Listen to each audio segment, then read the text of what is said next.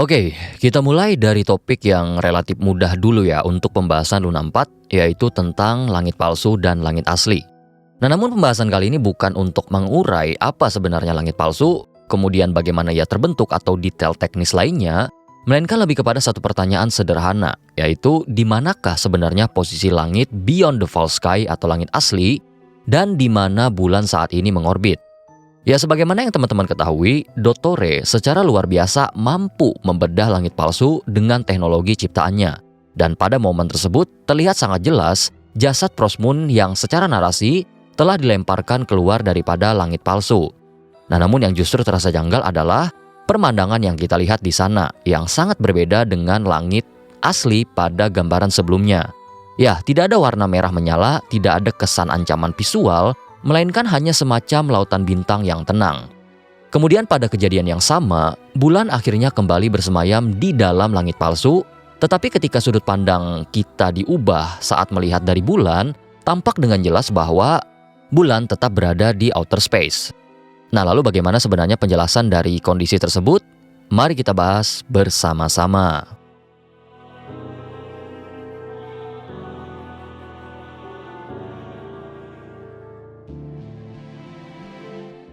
Nah, untuk saat ini kita memiliki sekitar 3 hingga 4 sampel visual yang mungkin bisa dijadikan semacam acuan mengenai konsep Beyond the False Sky atau langit asli. Nah, sampel pertama tentu berasal dari Archon Quest 5.1, lebih tepatnya momen ketika pukulan ribeye Mapuika menghancurkan salah satu sisi langit. Kemudian sampel kedua berasal dari Vivi Skirk, lalu sampel ketiga muncul ketika Dottore membedah False Sky pada Luna 4. Sementara satu sampel tambahan yang lokasinya belum bisa saya petakan secara jelas adalah areal tempat kubus Asmodai mengorbit, yang untuk sementara kita jadikan referensi pendukung saja. Pada sampel Mapuika dan Skirk sebenarnya tidak perlu adanya pembedahan visual yang terlalu mendalam, karena keduanya menampilkan ciri yang sangat serupa. Keduanya sama-sama memperlihatkan pecahan benda angkasa, yaitu pecahan bulan purba, serta dominasi warna merah crimson yang menyertai keseluruhan penggambaran langit tersebut. Namun ketika kita bandingkan dengan sampel milik Dottore, perbedaannya langsung terasa cukup mencolok, terutama dari segi warna. Tidak ada nuansa merah crimson yang mendominasi, melainkan hanya langit yang tampak cerah dengan lautan bintang sebagai latarnya. Nah, pertanyaan ini sebenarnya sudah dilemparkan di salah satu sesi live dan sempat menjadi bahan diskusi juga. Saat itu saya hanya memberikan satu jawaban sederhana, yaitu perihal perbedaan angel atau sudut pandang terhadap langit asli. Nah, asumsi awal yang cukup umum sejak Archon Quest 5.3 adalah bahwa pecahan bulan purba yang muncul setelah Mapuika memukul langit palsu itu berada tepat di atas Notcry gitu kan. Namun jika teman-teman perhatikan kembali posisinya dengan lebih teliti, asumsi tersebut hampir dapat dipastikan keliru. Saya sendiri mencoba melakukan semacam pengamatan sederhana dengan menuju Tenok Zitok, dan dari sana terlihat bahwa pecahan bulan purba tersebut justru berada jauh di wilayah selatan Tifat. Sementara Notcry terletak di belahan utara. Nah, dari sini perbedaan sudut pandang terhadap langit palsu memang sudah bisa menjadi salah satu penjelasan adanya perbedaan visual yang kita lihat. Nah, namun masalahnya jika kita berhenti hanya pada perbedaan sudut pandang, penjelasan ini belum mampu menjawab keberadaan sampel Skirk. Ya, sampel Skirk dan Mapuika sama-sama menunjukkan visual yang serupa, padahal sudut pandang langit palsu yang diperlihatkan pada sampel tersebut berbeda. Berdasarkan Vivi animasi spesial Skirk, ia justru masuk melalui sudut langit palsu yang berada di atas fonten. Nah, karena itu jelas ada inti permasalahan lain yang saya pikir lebih mendasar untuk bisa menjelaskan mengapa sampel Dottore menampilkan perbedaan warna yang begitu mencolok. Dan menurut saya, satu kemungkinan jawabannya sebenarnya sudah ada di depan mata dan sangat sederhana, yakni bulan. Nah, secara pribadi, saya awalnya pengen lebih mengutamakan aspek Genshin untuk menjawab case yang satu ini. Tapi jujur saya tidak menemukan jawaban yang benar-benar konkret untuk itu.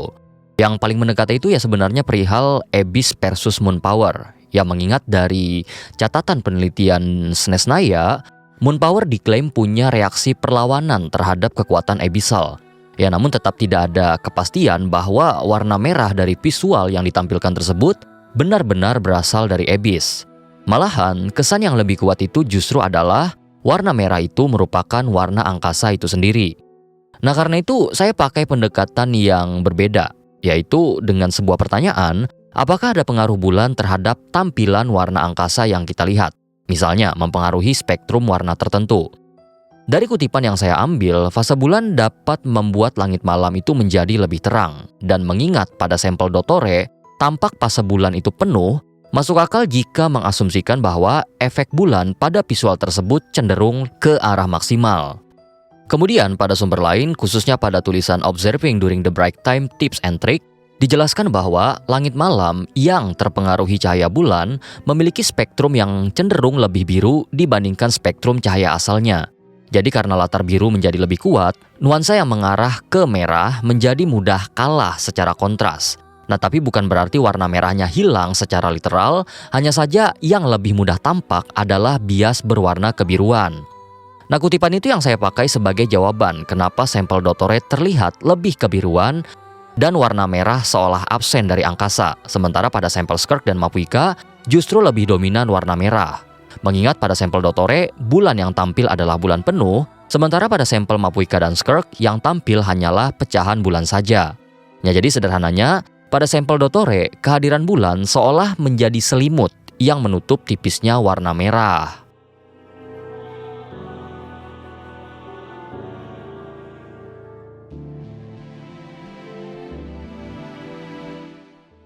Nah, untuk kasus kubus Asmodai, jujur saja terasa cukup unik. Ya, secara visual, lokasi tersebut tampak berada di outer space dari langit palsu dengan latar pecahan benda angkasa. Namun berbeda dengan 3 sampel sebelumnya, sampel Asmodai justru tidak menampilkan warna dominan pada lingkungannya. Ya, sekilas memang terlihat seolah ada nuansa crimson seperti pada sampel pertama dan kedua, tetapi jika diperhatikan dengan lebih teliti, warna merah tersebut justru berasal dari kubus Asmodai, bukan dari latar ruang di sekitarnya. Nah, jika kita turut mempertimbangkan bahwa kuasa Sage bekerja dalam kubus tersebut, justru muncul kemungkinan bahwa kubus Asmodai berada di dalam wilayah langit palsu, yang notabene adalah domain kekuasaan HP dan para Sage, yang memang mereka memiliki otoritas penuh di sana. Secara pribadi, saya belum mampu menakar dengan pasti lokasi sebenarnya tempat ini, sehingga untuk sementara, saya hanya memikirkan 2 kemungkinan yang dapat diajukan. Kemungkinan pertama, kubus Asmodai memang berada di outer space, tetapi mengorbit di Tivat, layaknya cincin pada planet Saturnus. Namun dugaan ini terasa cukup lemah, mengingat kubus tersebut tidak pernah muncul pada 3 sampel langit asli yang kita bahas sebelumnya. Lalu kemungkinan kedua, kubus Asmodai justru berada di wilayah perbatasan sebaliknya, yaitu di benua Abyss. Nah, dugaan ini bersumber dari 2 hal, yaitu kemunculan kubus Asmodai pada peristiwa Cataclysm di Khenria, dan keberadaan pepatah Khenria serta hukum Perrin-Harry. Pepatah Khenria menyebutkan bahwa venturing out into the universe and down into the abyss are the same. Sementara untuk hukum Perrin-Harry menyatakan bahwa setiap benda angkasa yang hendak memasuki Tivat akan terlebih dahulu berputar melalui benua Abyss. Nah, kedua konsep ini memang tidak secara mutlak menentukan lokasi kubus Asmodai, tetapi setidaknya memberikan gambaran bahwa meskipun berada di benua bawah, benua Abyss tetap memiliki jalur atau pintu menuju outer space. Nah, bahkan dalam kemungkinan yang lebih ekstrim yang bisa saya pikirkan, bisa saja justru kubus Asmodai lah yang menjadi alasan mengapa hukum Perrin-Harry dapat berlaku. Mengingat sebelum kedatangan HP ke Tivat, benda angkasa masih memiliki probabilitas untuk masuk langsung ke benua atas.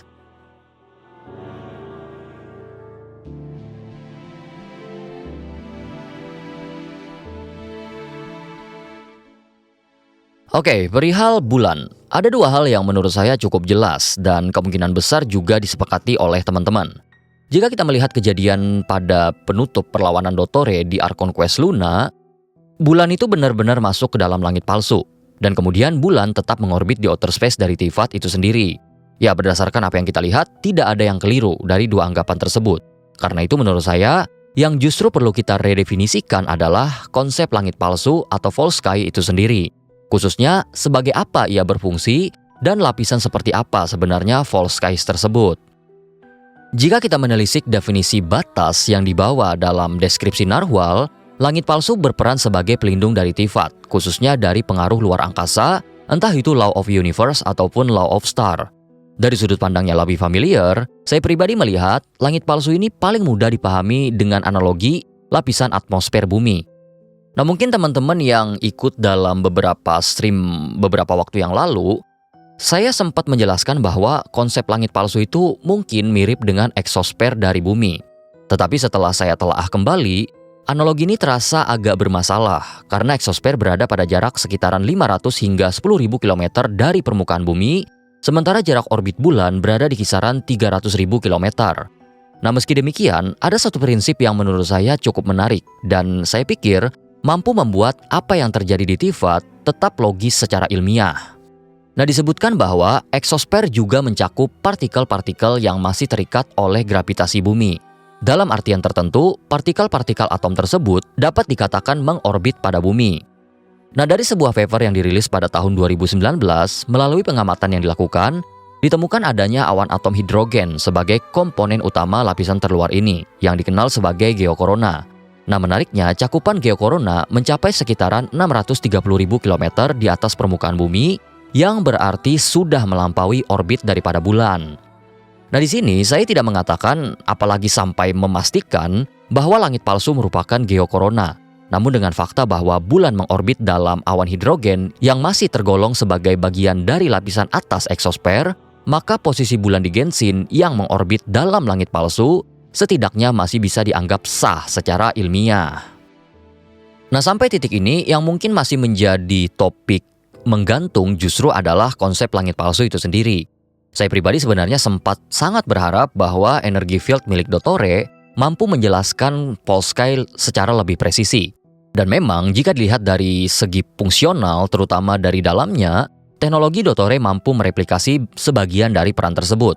Namun konsep yang dibangun Dottore justru memiliki satu kelemahan fatal yang tidak dimiliki oleh langit palsu, yaitu ketidakmampuannya menegasikan pengaruh dari luar.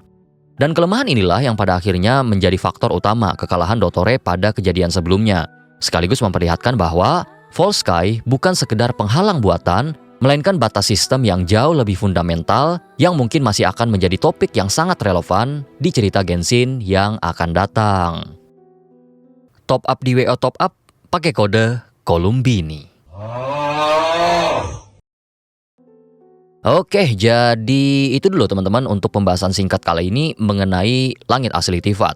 Ya, memang sampai sekarang masih banyak misteri yang menyelimuti konsep langit palsu ini, dan semakin kita menelaahnya, justru semakin banyak pertanyaan yang muncul gitu loh. Terutama jika kita melihat kejadian di Luna 4, posisi bulan yang kembali dan tetap mengorbit dalam langit palsu, kita mulai bisa membayangkan bahwa cakupan false sky kemungkinan jauh lebih luas daripada sekedar kubah pelindung sebuah planet.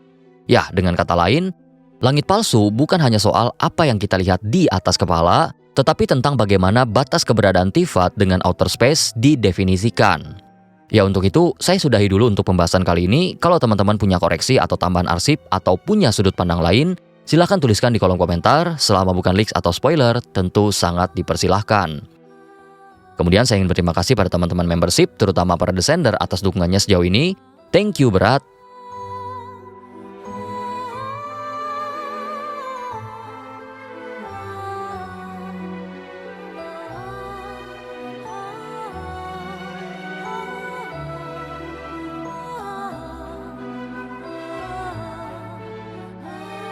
Dan buat teman-teman sekalian yang udah menonton sampai habis, terima kasih sudah meluangkan waktunya.